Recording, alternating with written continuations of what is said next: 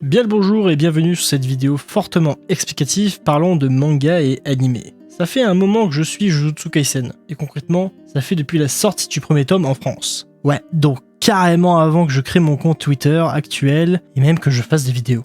Et donc, JJK, il y a beaucoup de moments que j'ai adoré, que ce soit l'introduction du manga qui commence en grande pompe avec l'apparition de Sukuna et sa cohabitation dans le gore de Yuji, le tournoi contre Kyoto, le passé de Gojo, Shibuya et bien même une grande partie de la traque mortelle. Mais plus j'avance dans ma lecture et plus mon désintérêt pour l'œuvre pointe le bout de son nez.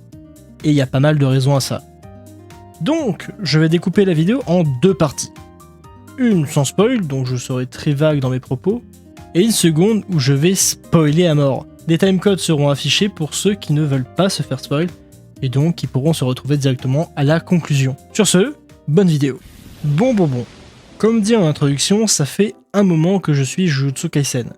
Et en premier lieu, j'ai vu le personnage de Yuji et son côté bourrin ultra jovial. J'ai très vite cédé à l'achat. J'aimais bien également le côté dégueulasse et horrible des fléaux. Le concept est giga simple et se retrouve dans beaucoup d'autres mangas. Mais le fait que ce soit par les émotions négatives des humains qui naissent, c'est simple, efficace, ça m'a plu.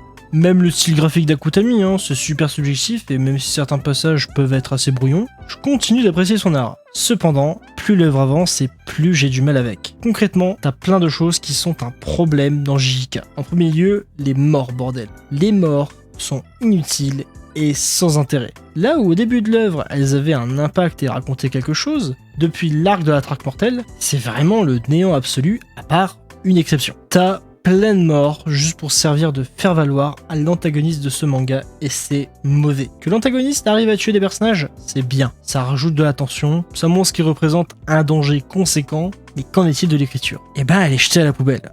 Ce qui est terriblement regrettable. Et je trouve concrètement que ça dessert totalement l'antagoniste en lui-même, car en face de lui, c'est des plots qu'il balaye. Comment veux-tu que je sois investi si les personnages en question sont rush ? Bah la réponse est simple, je n'arrive pas à m'investir.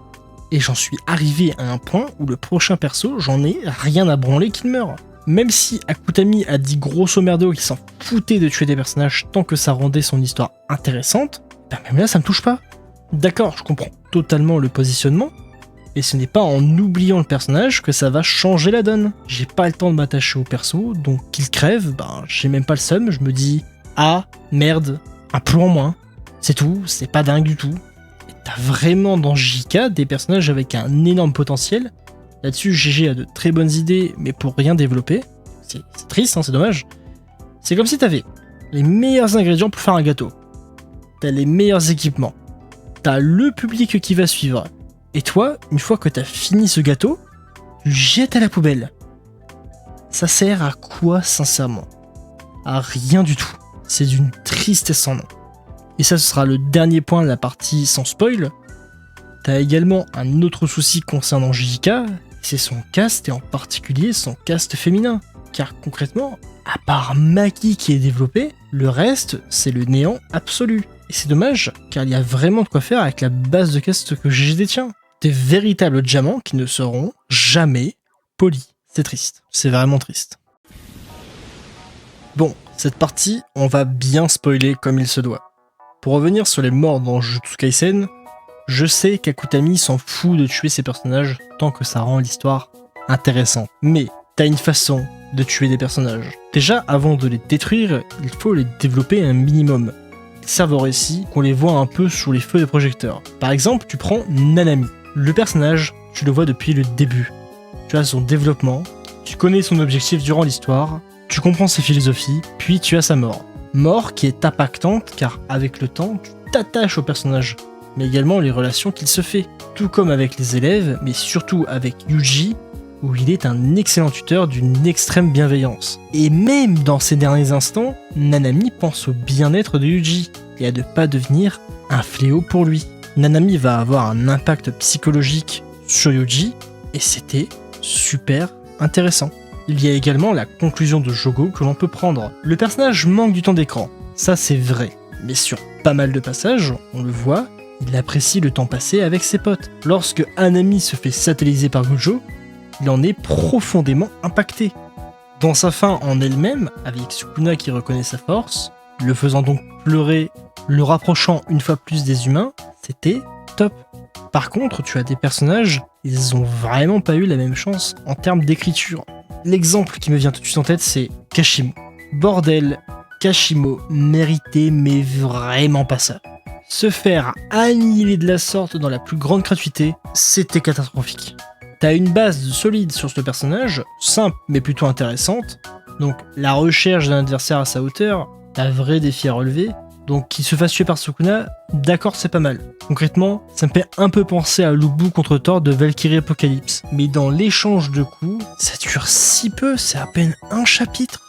Et par la même occasion, ça l'empêche de développer plus que ça ses relations avec les autres personnages. Je veux dire, Akutami aurait pu créer l'un des meilleurs trios avec Kashimo, Akari, Kirara, mais non, une fois de plus, c'est jeté à la poubelle. Tu le tues ultra rapidement, et pour les autres chapitres, tu leur donnes quasiment aucune interaction. Et donc, en effet, une fois mort, c'est compliqué d'avoir d'autres interactions. Et je pense que c'est ça aussi qui est frustrant avec Jujutsu Kaisen. T'as de quoi faire de super relations entre personnages, mais tu jettes tout à l'eau pour branler Sukuna. Alors oui, ça paraît très cru comme ça, mais j'en ai marre que GG bute ses persos juste pour montrer que Sukuna est balèze. Car à la fin, j'ai même plus le seum qu'il meurt, j'en deviens totalement indifférent. Je me dis juste, ah bon, qui sera le prochain? Qui va passer à la boucherie? Je veux le savoir, hein.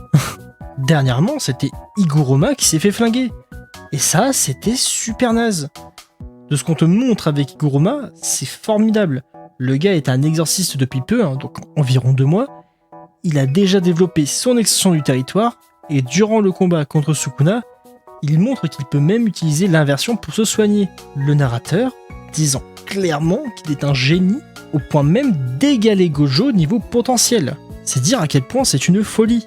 Quand t'es quand même comparé au plus puissant personnage du verse, c'est vraiment que t'es pas rien.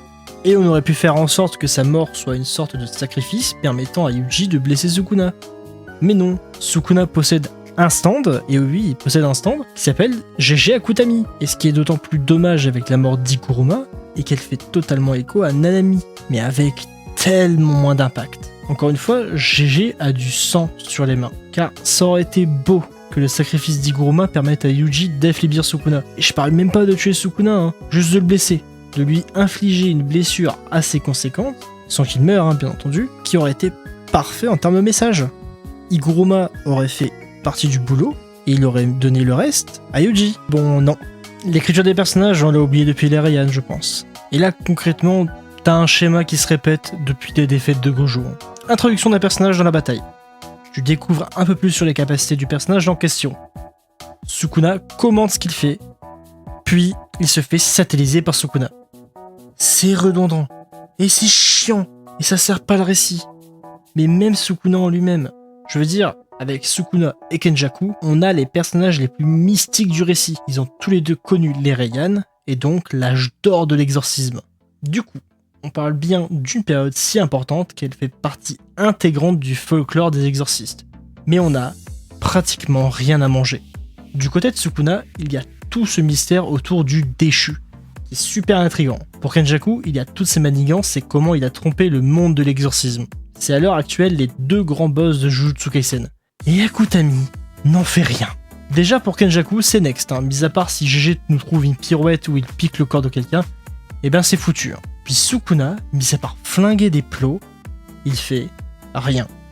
Ça paraît con, hein, mais même s'il commence à prendre, hein, une aura d'antagoniste finale, même s'il montre très bien sa dangerosité, bah ça raconte rien. Quand il a flingué Gojo, quand c'était fini leur combat, c'est intéressant. Pourquoi ? Car Gojo, on l'a depuis le début du récit. Gojo est développé. On a eu tout son flashback. Les autres personnages, t'as quoi ? Bah, pas grand chose. Et pour finir avec ce dont j'ai du mal avec Jujutsu Kaisen, c'est le cast. Le cast de Jujutsu Kaisen est très médiocre. Mais pas médiocre dans les personnages en eux-mêmes, hein. Je m'explique. La plupart ont une base très solide. Ils ont tous de bons concepts, hein, quasiment. Pour ne reprendre que Kashimo, Higuruma ou encore Nobara. Mais GG n'en fait rien du tout. C'est purement dans l'exécution des persos que ça merde. Et je vois beaucoup sur Twitter que les gens trouvent que on n'a rien fait de mieux que le cast féminin de JK comme représentation de la femme. Oui, c'est pas une blague. Pour ma part, je le trouve catastrophique. C'est l'un des mangas où les persos féminins sont les plus inexistants. Mis à part Maki qui rehausse le niveau avec son arc narratif et son application de l'histoire, le reste, on est sur un frigo bien vide. Jujutsu Kaisen est un manga très correct. Les débuts jusqu'à Shibuya ne suivent pas trop de défauts dans son ensemble. Mais depuis l'arc de la traque mortelle et de la bataille de Shinjuku, on enchaîne sur un récit qui s'appauvrit et qui ne repose que sur une chose.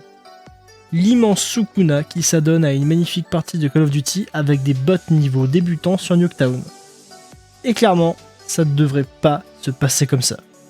Les combats, c'est cool. Les personnages mourants, ça peut apporter une très bonne chose au récit. Mais il ne faut pas oublier une chose primordiale. L'écriture et le développement de tes personnages. L'utilisation des deux grands antagonistes est ultra hasardeuse, alors que concrètement, on a vraiment matière à en faire des références dans la culture manga. Nous verrons bien comment Akutami va finir son manga. En tout cas pour ma part, je décroche. Sur ce, merci d'avoir regardé, c'était Ryusta, à la prochaine.